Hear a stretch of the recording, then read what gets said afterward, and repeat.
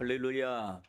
이 하나님의 크신 은혜 원총이 우리 모두에게 충만하게 임하시기를 간절히 기도합니다.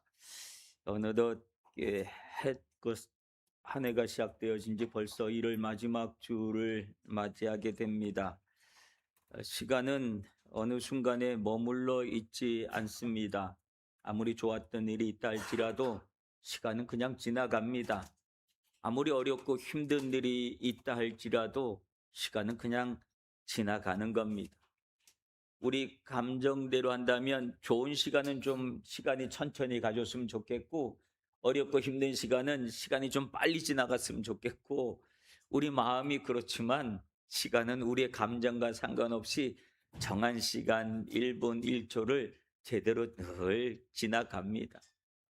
그런데 이렇게 꼭 지나가는 그 시간들 속에서 어떤 사람은 그 24시간이라고 하는 시간을 25시간처럼 쓰는 사람도 있고, 어떤 사람은 24시간인데 20시간밖에 쓰지 못하는 그런 사람들도 있습니다. 아마 각자의 삶의 방식에 따라서 그 시간의 흐름은, 스스로 느끼는 느낌은 서로 다를 겁니다.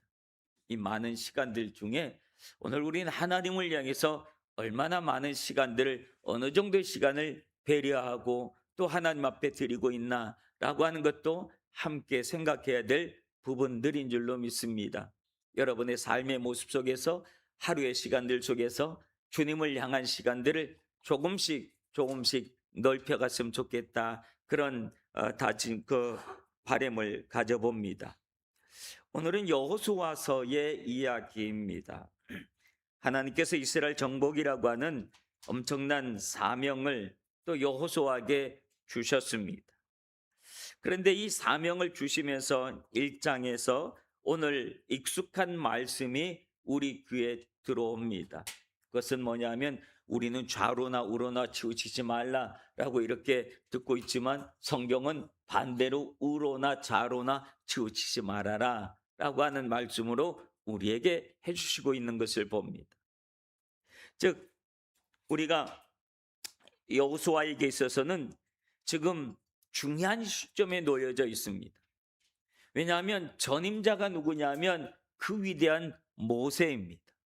모세의 위세에 눌릴 수 있을 만한 이스라엘 모든 지도자력, 모세처럼 훌륭한 지도자가 어디 있겠습니까? 그 뒤를 이어받았는데 내가 과연 모세와 같은 지도력을 발휘할 수 있을까라고 하는 두려움이 그에게 있고, 현실적으로는 지금 요단강 앞에 있습니다. 그래서 요단강을, 백성들을 데리고 건너가야 되는데 이 강을 내가 과연 건널 수 있을 것인가? 또 건너자마자는 적과 꿀이 흐르는 땅이라고 그렇게 알고 여기까지 왔는데 아직까지 그들에게 있어서는 미지의 땅입니다. 과연 그 땅이 진짜 내가 들어가서 정복할 수 있을까라고 하는 그런 두려움이 있는 그 때에 지금 하나님께서 여호수아에게 해주시는 말씀이 오늘 읽은 본문에 있는 말씀입니다. 그런데 이 상황 속에서는 하나님께서는 여호수아에게, 야, 이제부터는 이 요단강을 이렇게 건너고, 그리고 난 다음에 이 가나안 땅을 점령할 때는 이런 전술을 써서 해라 라고 하면서 이 여호수아에게 전술을 가르쳐 주지 않고 방법을 가르쳐 주지 않습니다. 하나님이 여호수아에게 가르쳐 주신 것은 먼저 너의 손자리가 어딘지를 먼저 알아라 라고 하는 것을 이야기해 주셨습니다. 즉, 신앙의 방향을 먼저 점검하게 하셨던 것을 봅니다. 우리들이 신앙이 무너지는 것은 어느 날 갑자기 무슨 일이 있어서 신앙이 그냥 확 무너지는 게 아닙니다. 신앙이 무너지는 것은 아주 조금씩입니다.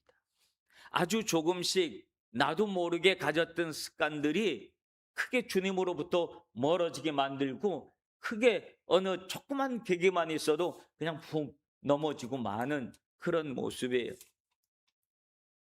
어떤 한 기업이 부도가 나고 그럴 때 엄청난 돈이 없어가지고 부도가 나는 길이 별로 없답니다. 그 떼올 수 있는, 은행에 갚아야 되는 몇 천만 원, 그게 없어가지고 무너질 때가 참 많답니다. 왜냐하면 할 만큼 다 해봤는데 더 이상 여력이 안 되는 게 겨우 몇 프로 안 되는 그것을 못 채워서 넘어진다는 거예요. 오늘 우리들의 신앙이 무너지는 게 엄청난 시련이 있기 때문에 신앙이 무너지는 게 아니라 조금씩 뭔가가 잘못되고 있었지만 그걸 느끼지 못하고 무시하고 넘어가다가 어느 순간에 그냥 푹 넘어지는 거예요. 작은 돌뿌리 하나 있어도 넘어지고 만다라고 하는 거예요. 오늘 하나님은 여호수아에게 하시는 말씀이 우로나 좌로나 치우치지 말라라고 하는 이 말씀이 바로 그 구분을 집어주는 그 말씀입니다. 오늘 하나님께서 하신 말씀, 나의 종 모세가 내게 명령한 그 율법을 다 지켜 행하고 우로나 좌로나 치우치지 말라라고 하십니다. 그런데 우리는 늘 익숙한 귀에 들어오는 소리, 치우치지 말라는 소리, 좌로나 우로나 좌로나 치우치지 말라는 소리에 먼저 우리 마음이 뺏겨 있습니다. 그런데 그 앞에 있는 말씀이 더 중요한 말씀인 거예요. 그 앞에 있는 말씀이 뭐냐 하면 그 율법을 다 지켜 행하고라고 하는 말씀입니다.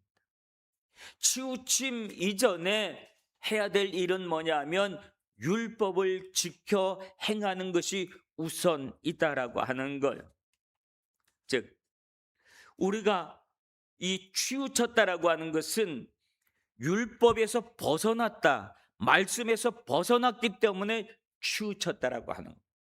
즉 말씀이 치우침의 기준이 되어진다라고 하는 그런 의미가 되어진다라고 하는 거예요. 여러분, 우리 삶에 있어서 기준은 굉장히 중요합니다. 사람이 무엇을 기준으로 해서 사는가에 따라서 사람들의 삶의 방향과 모양과 질과 모든 것들이 다 달라질 수 있습니다. 어떤 사람들은 늘 흔들리고 변하는 것을 기준으로 삼는 그런 사람들도 있습니다. 나는 돈이 너무 좋아, 그러니까 무조건 나는 돈을 기준으로 살아야지 하고 돈을 많이 벌 수 있는 방법, 오로지 그 방법만 기준 놓고 거기에 온 삶을 다해서 사는 사람들도 있고, 어떤 사람 명예와 권력에다가 그 기준을 놓고 그것을 얻기 위해서 몸부림치면서 살아가는 사람들도 있습니다. 그러나 우리가 삼았던 돈과 물질과 명예와 또 이런 것들, 부와 이런 것들은 늘 흔들리는 것들입니다. 즉 있다가도 없는 것이고 없다가도 있는 것이고 또 생겼다가도 갑자기 빼앗길 수 있는 것이고, 권력이, 영원한 권력이 어디 있습니까? 모든 것들은 한순간에 있었다가 또 없어질 것들이에요. 근데 그런 것에다 기준을 두고 살아가는 사람들이 의외로 많습니다.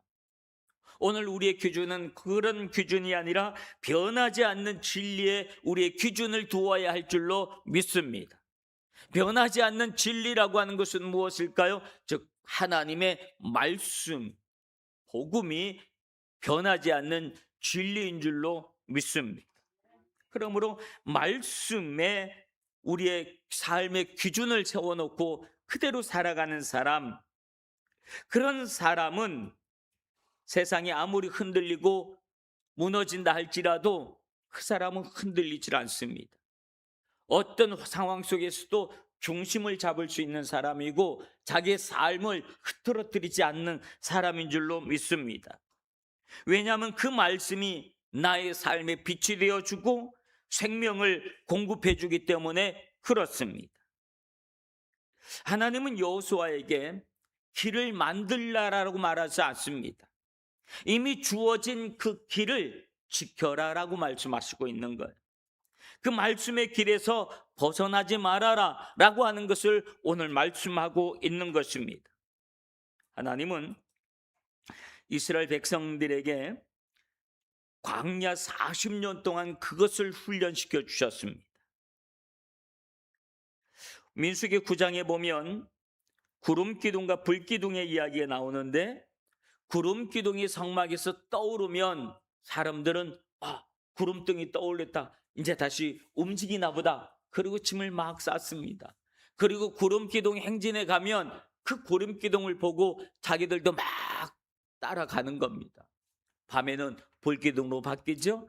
그렇게 구름기둥과 불기둥이 움직이는 걸 보고 자기의 행동을 결정했다라고 하는 거예요. 근데 그 구름기둥이 어떨 때는 저녁부터 아침까지 있다가 그 다음에 떠오를 때도 있고, 어떨 때는 이틀을 머물 때도 있고, 어떨 때는 한 달을 머물 때도 있고, 심지어 1년 동안 움직이지 않을 때도 있었다라고 합니다.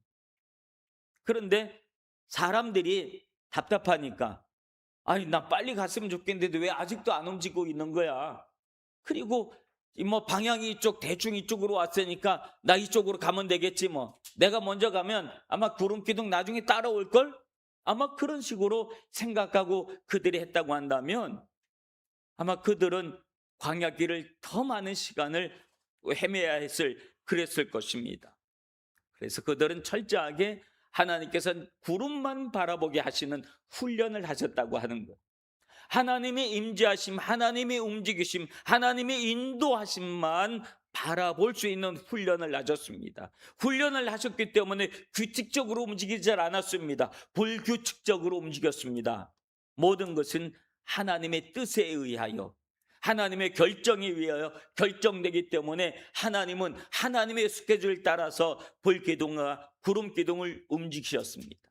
그리고 내 결정에 너희들이 따라오는가 안 오는가, 그것을 훈련시키셨다는, 백성들은 계속해서 성막을 바라보는 훈련을 했고 하늘을 바라보는 훈련을 했다라고 하는 거예요. 즉 하나님의 말씀, 하나님의 인도하심에 머무르는 훈련을 했다라고 하는 사실입니다. 이것이 말씀을 기준으로 삼는 삶의 방식인 줄로 믿습니다. 여러분들 늘 하나님의 말씀을 여러분의 삶의 기준으로 삼고 살아가시길 바랍니다. 그 말씀이 어떨 때는 우리를 계속해서 머무르게 할 때도 있고, 어떨 때는 우리의 삶을 막 재촉할 때도 있을 겁니다. 그 재촉하심, 머물게 하심, 그날이 하루든지 이틀이든지 한 달이든지 1년이 된다 할지라도 우리가 인내하면서 하나님께서 내 삶에 간섭하시고 인도하심을 기다릴 수 있는, 말씀에 철저하게 순종할 수 있는 우리 여러분들이 되시길 간절히 기도합니다. 그리고 난 다음에 하시는 말씀이 우로나 좌로나 치우치지 말아라 라고 합니다. 그렇다면 여러분, 우로 치우친다는 것은 무엇이고 좌로 치우친다는 것은 무엇일까요? 성경에서 말하는 우쪽, 즉 오른쪽은 무엇을 얘기하냐면 힘과 능력, 주도권, 이런 것들을 상징합니다.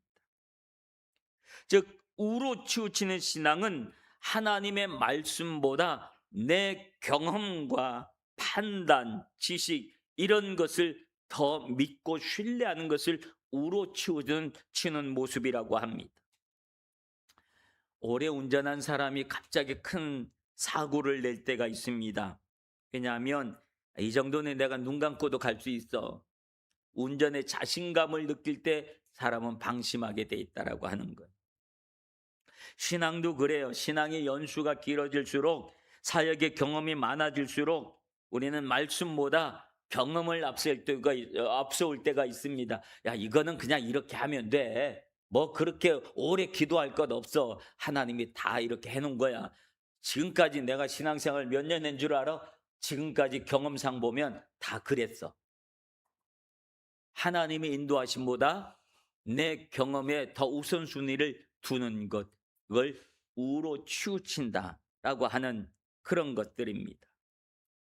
말씀 위에 있는 것 같지만 말씀 위에다가 자기의 경험을, 자기의 능력을, 자기의 지식을, 자기의 상식을 더해야 되는 것, 이것이 우로 치우는 건데 이것은 교만이라고 하는 것. 여러분, 경험이 많다고 하는 것은 우리에게 자산이 될 수 있는 겁니다. 경험이 많어.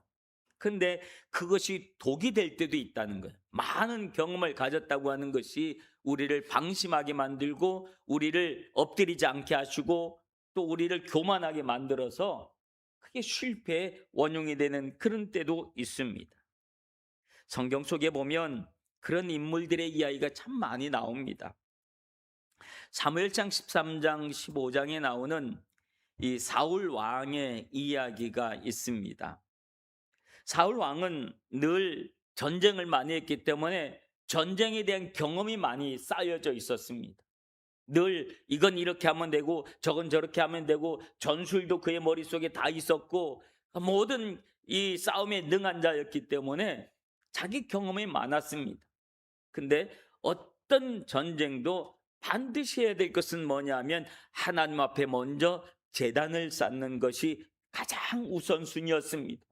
그래서 하나님 앞에 엎드려서 하나님 앞에 제사를 드리고 그리고 하나님의 뜻을 구하는 것, 하나님이 이 전쟁을 어떻게 할까요? 갈까요? 말까요? 전쟁의 승패를 하나님께 맡기는 것이 가장 중요한 일이었습니다. 그날도 블레셋이 공격해 오는데 제사를 드리려면 제사장이 와야 되는데 사무엘 선지자가 와야 되는데 사무엘 선지자가 아무리 기다려도 오지를 않는 겁니다. 그러니까 사무엘 선지자는 오지 않고 그리고 블레셋은 점점 가까우고 그러니 위급함을 느끼니까 사울이 결정했던 것이 무엇인 줄 아십니까? 제사를 하나님 앞에 제상에 드려야 될 제사를 자기가 대신 드리고 말았습니다.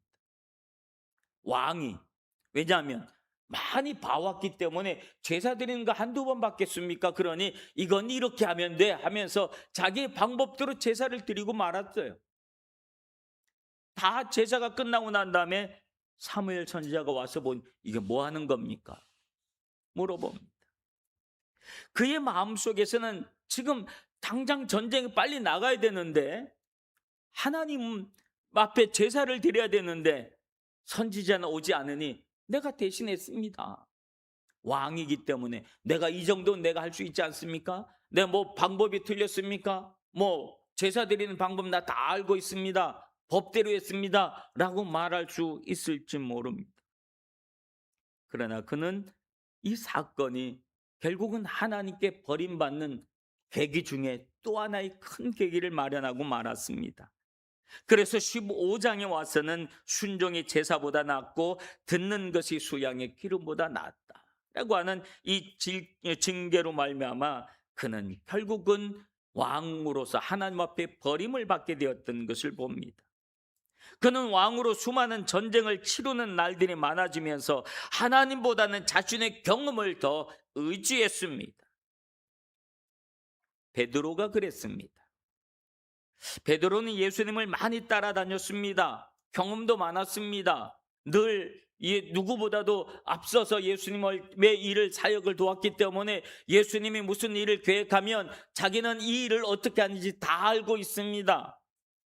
너무너무 훌륭한 신앙의 고백도 가지고 있습니다. 주는 그리스도시요 살아계신 하나님의 아들입니다라고 하는 훌륭한 고백도 가지고 있었습니다. 신앙에 대해서 자신을 냈습니다. 나는 제사로서 완벽하다고 생각했는지 모릅니다. 내가 다그고 울기 전에 내가 3번 나를 부인하리라. 아이고 예수님 그런 말씀하지 마십시오. 다른 사람 다 버리고 떠나갈지라도 나는 그러지 않겠습니다 라고 자신했던 그였지만 한나절이 가기 전에 그는 예수님을 3번씩이나 부인하고 말았습니다.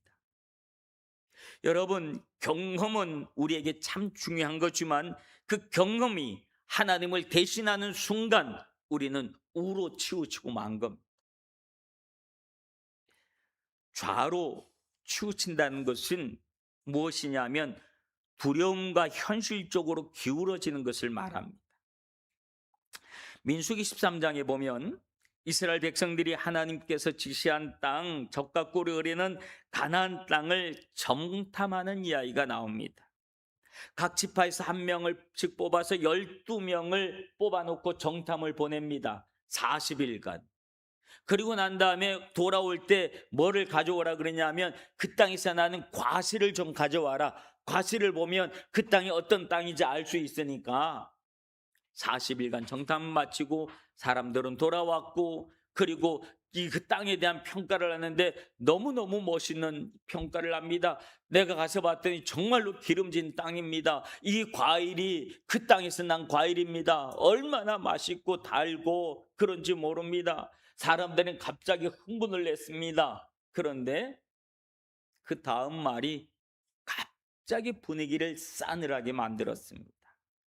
뭐냐면, 그러나 그 땅 거주민은 크고 강하고 성읍은 견고하고 쉼이 클 뿐만 아니라 거기서 아주 키가 장성한 아낙 자손들을 봤습니다. 그러니 땅은 훌륭하지만 우리가 잘못 들어가면 다 죽습니다. 그 보고를 한 겁니다. 사람들은 갑자기 그 좋았던 것이, 그 과일이 무엇으로 바뀌었는 줄 아십니까? 그림의 떡으로 바뀐 겁니다. 아무리 좋으면 뭐해, 내가 들어가지 못하는데. 아무리 좋으면 뭐해, 갔다가 다 죽으면 그게 무슨 소용이 있는데. 사람들은 화가 나기 시작했습니다. 원망하기 시작했습니다. 여호수아 갈렙이 그 사실을 놓고 기가 막힙니다. 어떻게 사람들의 반응이 이럴 수가 있나? 갈렙이 얘기하기를, 우리가 정탐한 땅은 쉼이 아름다운 땅이다. 여호와께서 우리를 기뻐하시면 우리를 그 땅으로 인도해 가실 거다. 그러니 걱정하지 말고 가자라고 합니다. 여호수아도 일어나서 이야기합니다. 그 땅이 얼마나 멋있는 땅인지 모른다. 우리가 다 봤다. 하나님이 우리를 기뻐하시면 그들은 우리의 밥이다. 그들을 두려워하지 말아라. 그들이 보호자는 그들에게서 떠났고 우리는 하나님이 함께 하신다. 그러니 우리가 나가면 승리할 수 있다. 그러나 사람들은 현실에 대한 두려움이 더 컸습니다. 우리가 보기에, 비교해 보면 그 아낙 자손들이 얼마나 규모이 장대한지 우리가 스스로 비교해도 우리는 메뚜기처럼 그렇게밖에 보이지 않는다. 우리 다 죽는다. 저 사람들이 여호수아 갈렙을 저 두 놈이 우리를 다 죽게 하려고 가모니스를 하는 거다. 그런 돌을 들어서 여호수아 갈렙을 향해서 치려고 할 때 하나님은 진노하셨습니다. 왜 진노하셨을까요?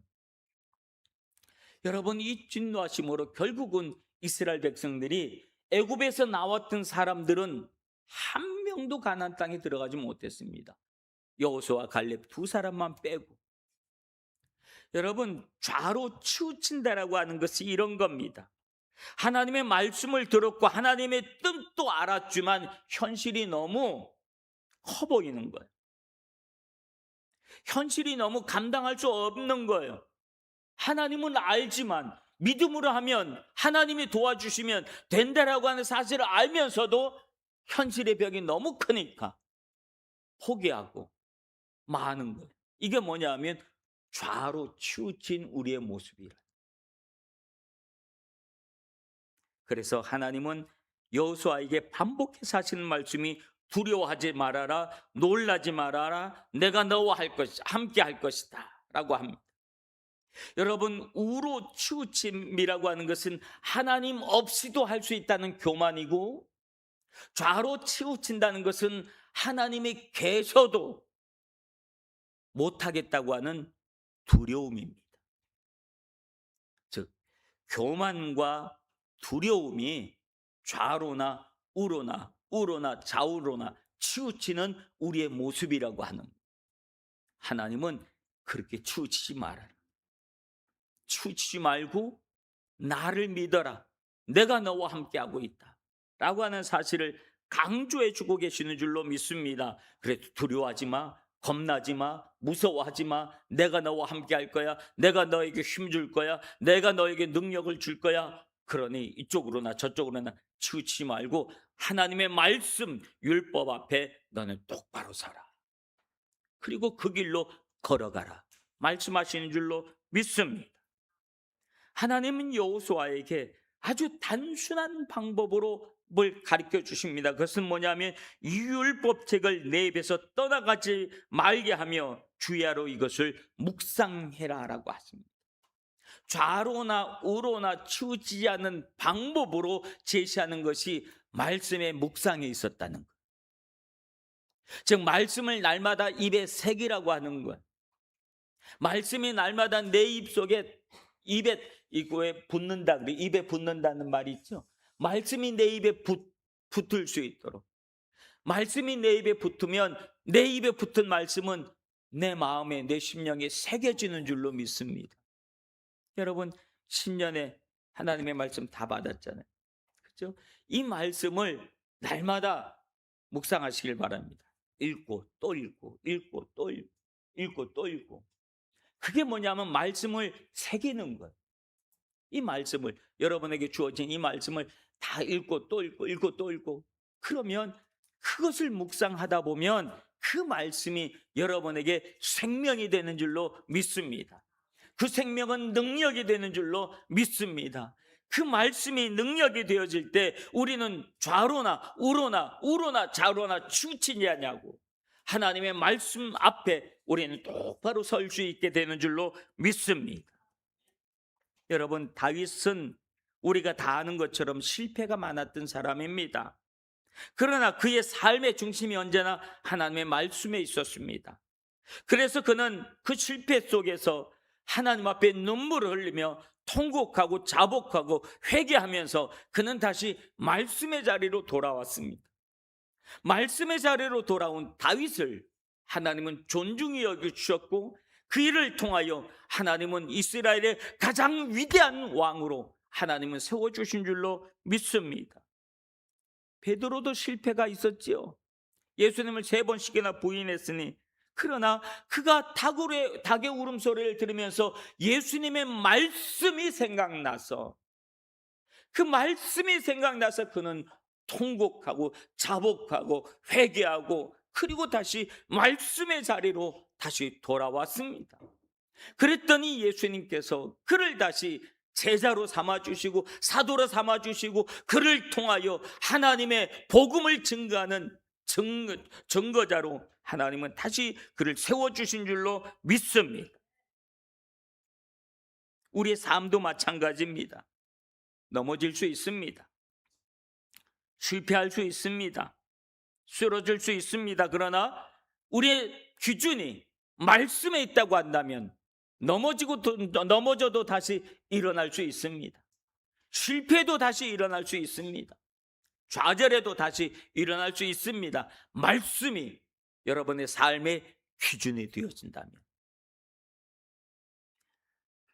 다시 말씀 앞에 서는 그 영혼을 주님은 품어주시고 힘을 주시고 능력을 주시고 다시 한번 용기를 주셔서 일어나게 하시는 줄로 믿습니다.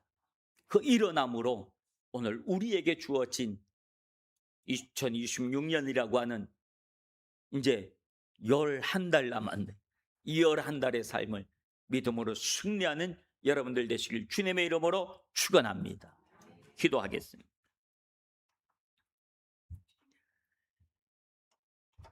우리의 삶 속에 주님의 말씀이 늘 중심에 있게 하시고 그 말씀을 기준으로 살아갈 수 있도록 도와주시옵소서.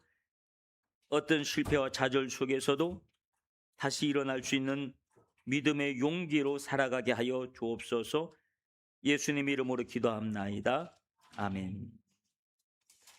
찬송가 446장 찬양 드리시면